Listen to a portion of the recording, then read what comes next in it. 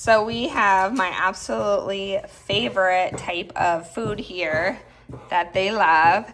Bully Max. This is the high protein growth puppy food. The 2414 is going to be 24% protein and 14% fat. This also has no corn, wheat, or soy added.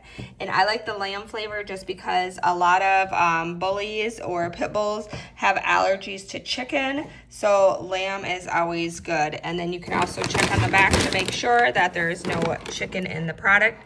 Here's some of the ingredients, and then when you do introduce the new food, it is recommended to do a little bit of the new with the old going forward. So that's how you typically switch their food when you're ready to try Bully Max.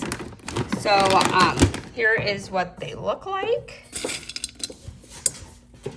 And this guy loves it. So, and then for scoop wise, for scoop sizing, I'm going to show you here. This is the feeding for the amount, the daily. So he is over 100 pounds.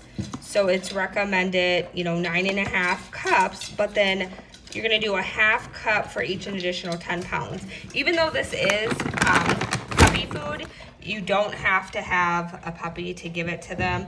It just is a lot more calories and a lot, more protein and stuff for those puppies. So that's why I really like it.